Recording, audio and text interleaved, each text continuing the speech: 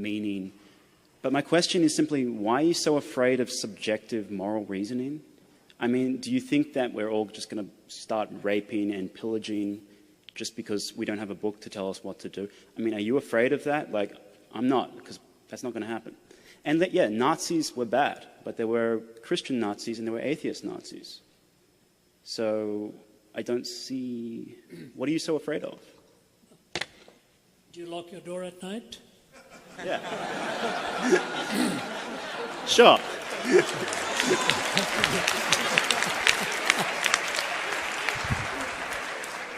You know, I hear what you're saying.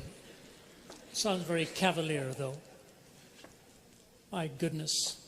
If we weren't afraid of all of this, we would not be in a national debt. The billions... China is secular. Sorry? China is secular. Sorry? China is secular. That's right. What does that mean? I mean, they're not raping and pillaging, and neither are we. Oh my, oh my, oh my, oh my, oh my. Have you read what happened during the Red Guards Rebellion? Have you read what happened during the Boxer Rebellion? Do you know who has killed more people in the 20th century than China and Russia? 60 million apiece? Wow. It makes the Holocaust seem tame. The 20th century became the bloodiest century in history.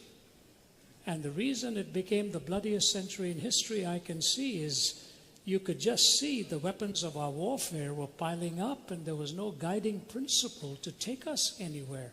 Now, in a perfect world, yes, we don't need to be afraid. Have you seen what happens in our courts of law, where people supposedly love each other and all that comes about in hate and vitriol and damage? I don't think the question is fairly stated as what are you afraid of. I'm just saying it is basically unlivable. I didn't conclude that. An atheist like Jean-Paul Sartre concluded it.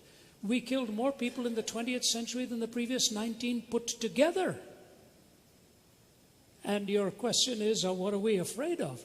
The fact of the matter is, if morality is purely subjective, then you have absolutely nothing from stopping anybody for being a subjective moralist to choose to just zing one through your forehead and say, that's my answer. You know, how do you stop that? Obviously, you don't believe that's the way it should be. No, neither do I.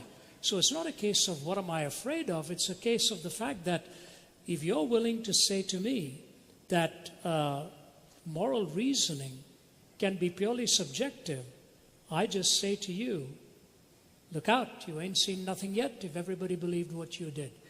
Do you know, funny, interesting, when I was in the Soviet Union, former Soviet Union, Stalin eliminated 15 million of his own people. 15 million of his own people. And at the Center for Geopolitical Strategy, you know, they didn't want to even name his name and so on. His daughter, Svetlana, made the comment, it is quoted both by Malcolm Muggeridge in his writings and by historian Paul Johnson in Modern Times. Svetlana was standing by the bedside of her father before he died.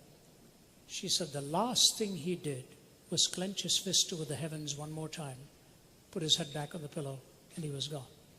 This is his daughter raising the question, whatever got into my father to have that kind of hatred and hostility?